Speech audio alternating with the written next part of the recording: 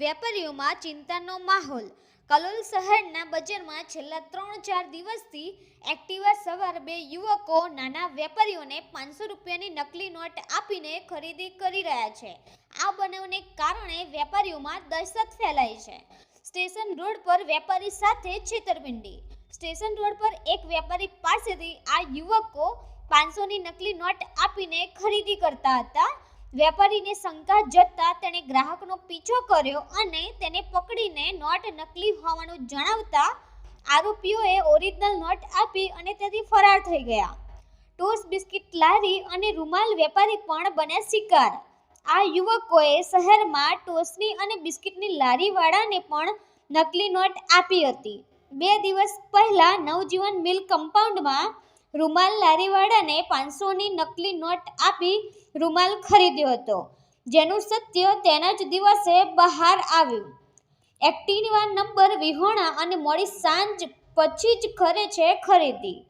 આ શખ્સો નંબર વગરના એક્ટિવા પર આવે છે અને ખાસ મોડી સાંજ બાદ વેપારીઓ પાસેથી નકલી નોટની બદલામાં ઓછા કિંમતની વસ્તુઓ ખરીદે છે. સીસીટીવી ફૂટેજ અને પોલીસ તપાસની માંગ.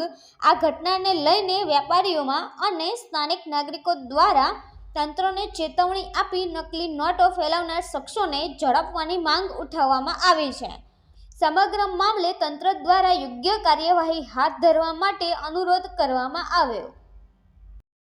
દિવસે રાત્રે લગભગ 7:30 થી 8માં બે ઘરા ગયા હતા બે, અને રૂમાલ માગ્યા મારી જોડે. 25 મારા 4 રૂમાલ આલ્યા મેં, બરાબર. એમને 500ની નોટ આલી, મેં 400 પાછા આલ્યા, બરાબર.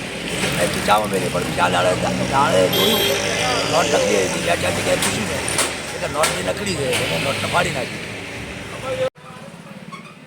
બોલું, કાલે મારી જોડે 2 કસ્ટમર આવ્યા હતા. એક એક્ટિવા ચલાવતો હતો, એક મારી જોડે દુકાન ઉપર આવ્યો. એને જિલેટ ત્યાં લેજન લીધા 50ના 2 500ની નોટ આપી.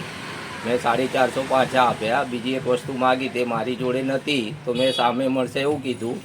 પછી એ લોકો જતા રહ્યા અને પછી ગલ્લામાં ખોલીને જોયું કે ભાઈ ડુપ્લિકેટ જેવું નોટ વેમ પડ્યો. તો જોયું મેં તો ડુપ્લિકેટ નોટ જ હતી. પછી મેં એ લોકોને જોયું તો મળ્યા નહીં.